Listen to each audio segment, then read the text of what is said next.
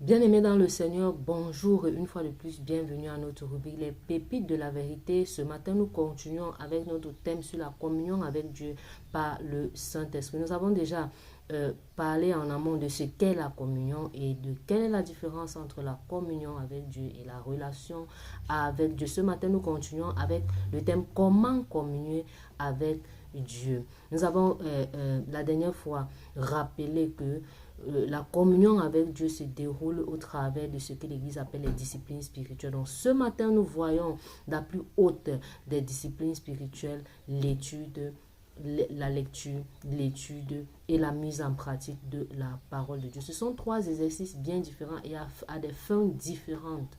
On lit un texte pour s'informer. Lorsque je lis la Bible, lorsque je fais une lecture liturgique, lorsque je lis les histoires bibliques, c'est pour m'informer. Maintenant, lorsque j'étudie la Bible, c'est pour comprendre naturellement le texte ou le verset que je suis en train d'étudier.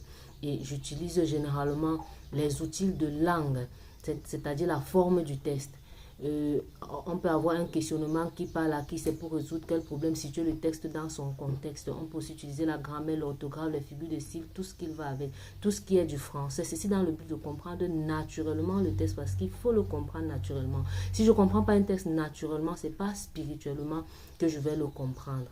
Donc l'étude de la parole de Dieu nous permet de comprendre naturellement le texte que nous sommes en train d'étudier, mais la méditation, elle nous permet de comprendre spirituellement la parole ou le verset que nous sommes en train de méditer. Alors, qu'est-ce que la méditation? Méditer ne veut pas dire se concentrer dans un coin et commencer à inventer des choses, non. Méditer veut certes dire réfléchir attentivement, mais comment est-ce que cela se passe? Dans mon intimité ou dans mon moment d'intimité avec le Seigneur, j'ai lu un texte, j'ai étudié ce texte. Maintenant, que signifie méditer sur ce texte?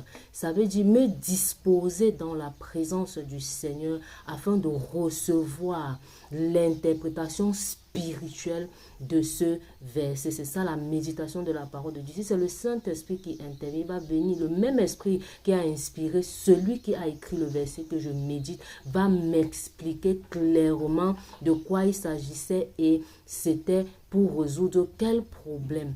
Et alors, on va se retrouver avec un verset biblique qui a une seule et même interprétation. On peut certes l'utiliser dans plusieurs enseignements à la fois, dans plusieurs prédications, dans plusieurs méditations à la fois, mais un verset biblique n'a qu'une seule, ou du moins l'interprétation d'un verset biblique n'a qu'une seule et même interprétation.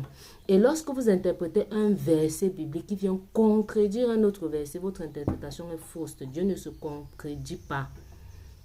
Dieu ne se contredit pas. S'il y a deux versets dans la Bible que vous constatez qui se contredisent, vous ne comprenez pas les versets. Demandez la compréhension à Dieu et attendez-vous à cette compréhension. Donc, un verset biblique n'a qu'une seule et même interprétation. Les versets bibliques ne sont pas des citations philosophiques où j'ai fini de raconter ma vie, je prends un verset, je colle. Non, ce n'est pas Dieu qu'on utilise pour interpréter sa parole. Ce n'est pas nous qui utilisons Dieu pour interpréter sa parole. C'est Dieu qui nous utilise pour interpréter sa parole. Ce n'est pas le contraire.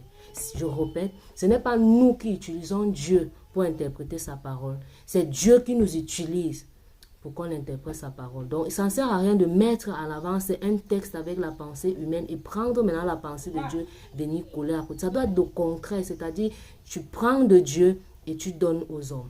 Alléluia. Donc, un verset biblique n'a qu'une seule et même interprétation. Et l'interprétation d'un verset biblique ne doit jamais venir contredire un autre verset biblique. Voilà ce qui est de la méditation de la parole de Dieu.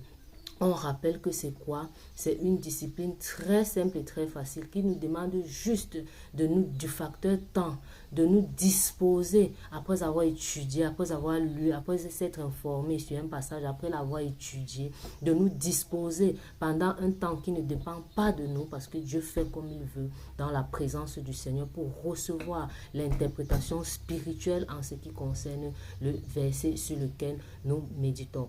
Dieu vous bénisse. À demain pour une nouvelle rubrique.